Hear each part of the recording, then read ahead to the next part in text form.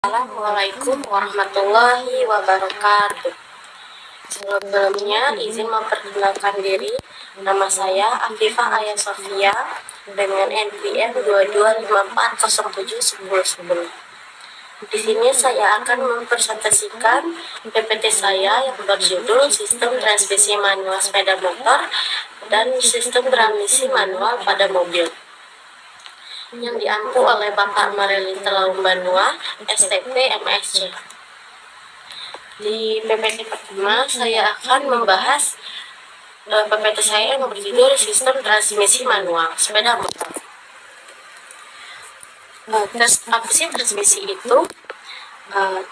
Transmisi adalah sekumpulan gear yang terdiri dari beberapa rasio atau pasangan gear, di mana rasio-rasio gear bertujuan untuk mengkonversi antara torsi dan kecepatan putaran mesin melalui sebuah tuas personaling.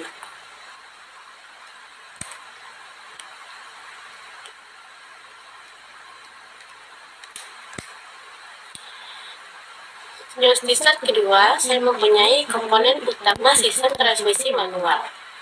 Yang pertama ada kopling.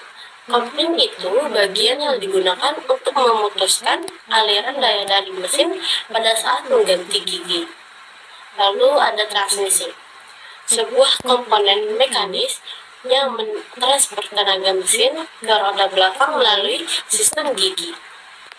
Lalu ada tuas gigi, sebuah tuas yang digunakan untuk mengatur gigi transmisi dari yang paling kecil hingga yang terbesar. Lalu yang terakhir ada rantai-rantai penghubung, bagian yang mentransfer tenaga mesin ke roda belakang sepeda motor. Lalu di sini ada keuntungan dan kelemahan transmisi manual. Keuntungannya yang pertama yaitu pemakaian bahan bakar lebih irit. Yang kedua, membuat pengendara lebih aware. Yang ketiga, pengendara lebih bebas dalam menyesuaikan gerakan motor pada beberapa kasus performa. Yang keempat, mesin dapat lebih cepat. Lalu kelemahannya, yang pertama, tidak nyaman pada lalu lintas yang padat. Yang kedua, memerlukan skill dan pengetahuan para pengendara. Yang ketiga, jika dikendarai oleh pengendara yang kurang berpengalaman, dapat meningkatkan resiko kecelakaan. Dan yang keempat, mesin bisa lebih cepat rusak jika kurang dirawat dengan baik. Lalu gimana sih cara mengemudi dalam transmisi manual? Yang pertama yaitu perhatikan kopling dan rem. Saat hendak mengoperasikan tuas gigi, pastikan posisi dan jangan lupa rem. Dan juga sebelum memulai, pastikan sepeda motor berada dalam posisi netral. Tekan tuas kopling di pegangan tangan dengan dua jari, biasanya jari tengah dan jari telunjuk. Tahan tuas kopling saat memulai mesin. Letakkan tangan kalian di tuas rem di pegangan tangan yang lain. Lalu ganti gigi dengan benar. Jangan terburu-buru untuk mengganti gigi. Pastikan mesin tidak dipaksa dan pengendara harus tahu kode gigi. Atau juga geser tuas gigi transmisi ke gigi pertama, biasanya ada di bawah tuas kopling. Lalu setelah mesin menyala, lalu perlahan lepaskan kopling dengan hati-hati saat memberikan sedikit gas untuk memulai pergerakan. Lalu ketika ingin mengganti gigi, gunakan tangan yang menekan kopling untuk mematikan tenaga mesin. Geser tuas gigi ke gigi berikutnya, lalu perlahan lepaskan sambil menahan gas. Aktifkan kopling. Saat hendak menarik gas, aktifkan kopling dan tarik tuas secara perlahan. Bisa juga jika ingin mematikan mesin atau berhenti dalam waktu yang lama, pastikan sepeda motor berada dalam netral. Tekanan tuas kopling sepenuhnya, lalu matikan mesin. Lalu ada prinsip kerja transmisi manual pada sepeda motor. Kopling terpasang yang pertama. Dari daya dari mesin dialirkan ke kopling dan kemudian ke transmisi. Lalu ada ganti gigi. Pengendara memasukkan tuas gigi dan memutuskan kopling untuk mengganti gigi yang diinginkan. Sepeda motor dengan transmisi manual biasanya memiliki beberapa gigi, misalnya 4 atau 5 gigi yang dapat kalian pilih. Lalu untuk mempercepat, Anda akan mengganti gigi ke gigi yang lebih tinggi saat mesin mencapai putaran tinggi dan kecepatan meningkat. Ini mengurangi beban mesin dan meningkatkan efisiensi bahan bakar. Untuk melakukannya, kalian juga perlu menekan tuas kopling dengan jari-jari Anda, menjauh dari pegangan tangan, kemudian menggunakan kaki atau tangan yang lain untuk menggeser tuas gigi ke gigi yang diinginkan. Setelah tuas berada di posisi yang benar, lepaskan pelan-pelan tuas kopling sambil menambahkan gas untuk menghasilkan daya ke roda belakang. Lalu ada transfer daya.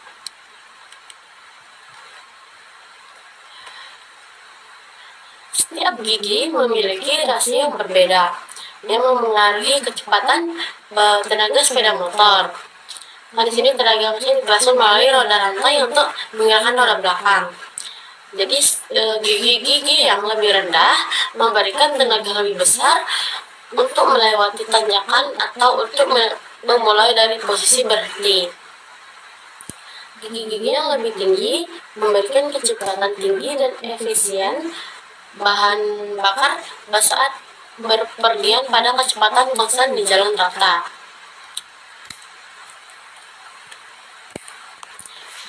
Seperti apa cara kerjanya? Jadi transmisi itu menggunakan dua roda gigi yang memiliki jumlah mata gigi yang berbeda. Apabila ingin mengurangi kecepatan, maka jumlah mata gigi pada gigi input harus kecil dibandingkan jumlah mata gigi pada gigi output. Perbandingan jumlah mata gigi inilah yang menentukan kecepatan roda nantinya. Lalu pada transmisi itu ada beberapa tingkatan seperti gigi 1, gigi 2, gigi 3, dan seterusnya. Ini artinya di dalam transmisi tidak hanya terdapat satu rangkaian gigi seperti di gambar ini.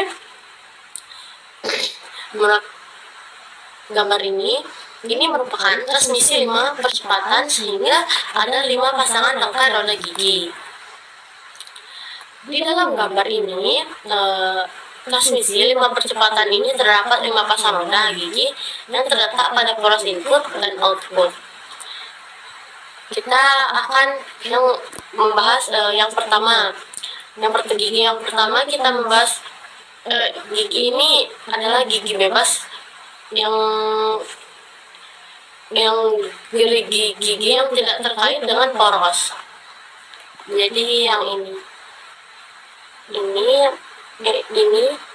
satu, yang ini yang bersama satu, yang tidak berkaitan dengan poros ini 1, 2, 3, 4, dan 5. Jadi gigi bebas 1 itu mempunyai 19 gerigi, gigi bebas 2 itu mempunyai 31 gerigi, gigi bebas 3 itu mempunyai 31 gerigi, gigi bebas 4 itu juga mempunyai 31 gerigi, dan gigi bebas 5 itu memiliki 36 gerigi. Yang kedua, gigi tetap. Gigi tetap terkait dengan poros, jumlahnya hanya ada 2 dan kedua gigi ini juga memiliki jumlah gerigi yang berbeda. Jadi ini 1 dan 2. Gigi tetap 1 itu mempunyai 13 gerigi dan gigi tetap 2 itu mempunyai 18 gerigi. Yang ketiga, gigi geser. Gigi geser pada dasarnya sama seperti gigi tetap, tetapi bisa digeser ke kanan atau ke kiri. Fungsi gigi geser ini adalah sebagai pengait untuk gigi bebas. Jumlahnya ada 3 dan jumlah geriginya juga berbeda. Jadi ini 1, 2, dimensinya 1, 2, 3. Jadi gigi geser 1 itu mempunyai 22 gerigi, gigi geser 2 itu mempunyai 24 gerigi, dan gigi geser 3 itu mempunyai 26 gerigi. Lalu di sini ada mekanisme pembinaan pada gigi. Lalu kita akan membahas ini. Mekanisme ini terdiri dari pedal personaling, tuas penghubung, tabung selektor, dan garpu pemindah. Di dalam mekanisme ini kita hanya perlu berfokus ke dalam dua komponen, yaitu tabung selektor dan garpu pemindah. Tabung selektor bentuknya seperti tabung yang memiliki alur, seperti garpu pemindahan memiliki tonjolan yang masuk ke dalam alur tabung selektor. Apabila tabung selektor diputar, maka garpu pemindah akan bergeser ke kanan atau ke kiri sesuai alur pada tabung. Jika kita pasang pada transmisi gerakan, garpu pemindah tersebut akan bergeser sampai gigi tersebut berkaitan.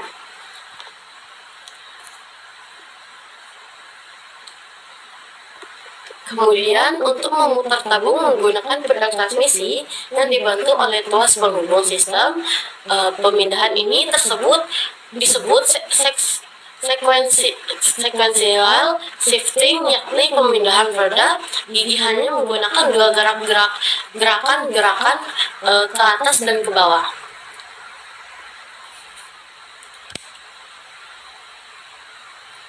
Lalu perawatan sistem transmisi manual.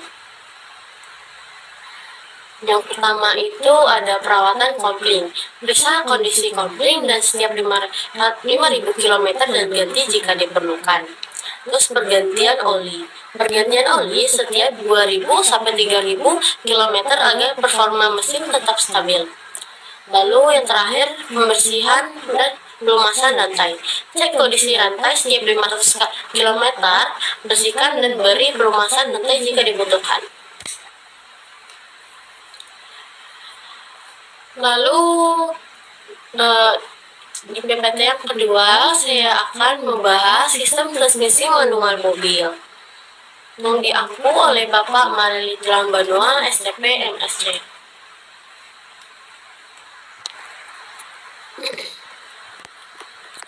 Jadi di slide pertama saya mempunyai perawatan dan pemeliharaan sistem transmisi manual. Yang pertama itu penggantian oli transmisi. Rutin mengganti oli transmisi sesuai jadwal yang disarankan untuk menjaga performa dan keawetan komponen transmisi.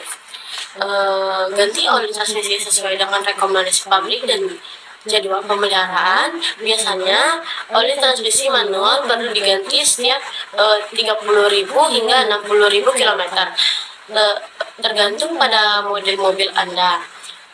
Lalu yang kedua yaitu penyetelan kopling. Melakukan penyetelan kopling secara berkala agar kopling tetap bekerja dengan baik dan tidak terjadi gesekan berlebihan. Pastikan kopling berfungsi dengan baik tanpa tergelincir atau terlalu keras. Jika kopling terasa tidak normal, segera periksakan ke bengkel untuk penyetelan atau penggantian. Lalu yang terakhir yaitu pengecekan rutin. Melakukan pemeriksaan rutin terhadap komponen transmisi seperti cek kebocoran dan keangusan komponen. Lakukan pengecekan rutin ini terhadap komponen transmisi seperti tuas persignaling, kabel kopling, dan pedal kopling. Pastikan tidak ada kebocoran cairan transmisi atau minyak kopling. Periksa keausan komponen seperti pelat kopling dan bearingan kopling. Jadi mengapa transmisi itu dibutuhkan di mobil? Karena tenaga yang dihasilkan oleh mesin mengalir melalui transmisi sebelum mencapai roda gerakan. Fungsi dasar transmisi adalah mengendalikan kecepatan torsi yang ada pada roda penggerak untuk kondisi kendaraan yang berbeda. Lalu di sini ada pengoperasian sistem transmisi manual. Yaitu yang pertama ada memperhatikan kecepatan. Pilih gigi yang sesuai dengan kecepatan dan beban mobil untuk menghindari kerusakan pada transmisi. Selalu sesuaikan gigi dengan kecepatan kecepatan mobil, menggunakan gigi yang tepat membantu mempertahankan efisiensi bahan bakar dan mengurangi ketegangan pada mesin. Lalu selalu menggunakan kopling. Pastikan menggunakan kopling saat melakukan perpindahan gigi untuk mengurangi gesekan dan kerusakan komponen transmisi. Gunakan kopling saat akan mengganti gigi.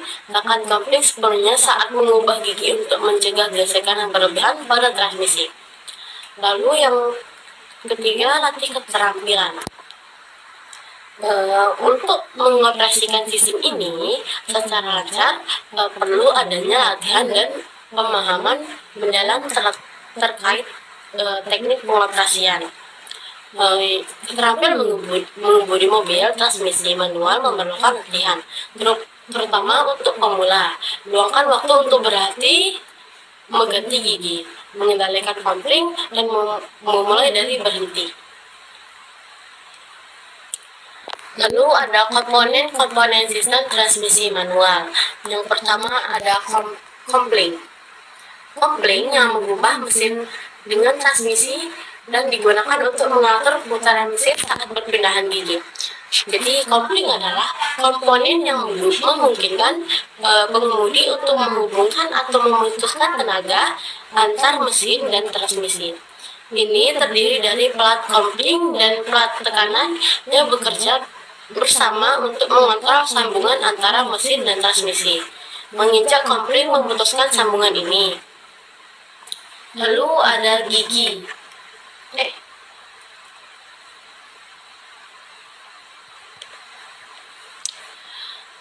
Terdiri dari gigi yang berfungsi untuk mengatur perbandingan kecepatan putaran roda. Gigi-gigi dalam transmisi adalah komponen terbentuk gigi yang digunakan untuk mengubah rasio kecepatan antara mesin dan roda kendaraan. Mobil transmisi manual biasanya memiliki beberapa gigi, biasanya 4, 5, atau 6 gigi, yang dapat dipilih oleh pengemudi sesuai dengan kecepatan dan kebutuhan. Lalu tuas transmisi digunakan sebagai pengendali perpindahan gigi pada mobil dengan mekanisme manual. Tuas transmisi adalah kendali yang digunakan oleh pengemudi untuk memilih gigi yang diinginkan. Dengan menggeser tuas transmisi, pengemudi dapat memilih antara gigi netral, mundur, dan berbagai gigi maju. Lalu yang keempat ada paras pemindah gigi. Menghubungkan tuas transmisi dengan gigi-gigi dalam transmisi untuk mengatur perpindahan gigi. Poros pemindah gigi adalah komponen internal yang menghubungkan tuas transmisi dengan gigi yang sebenarnya di dalam transmisi. Saat pengemudi menggeser tuas transmisi, poros pemindah gigi memindahkan gigi yang sesuai dalam transmisi untuk mengubah rasio kecepatan.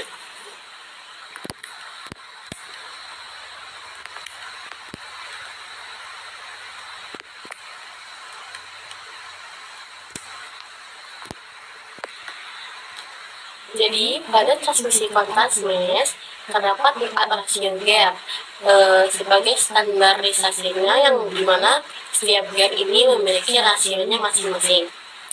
Gear 1 memiliki rasio biasanya 2,97 banding 1 sampai 3 banding 4, yang artinya setiap 2,97 kali putaran input shaft maka menghasilkan 1 putaran pada gear output. Ciri khas dari gear ini, jika kita lihat langsung, adalah ukuran gearnya yang merupakan gear paling besar pada sebuah transmisi. Lalu posisi gear kedua memiliki rasio 2,261 banding 1, artinya memiliki 2,0261 kali putaran input shaft untuk menghasilkan 1 kali putaran output.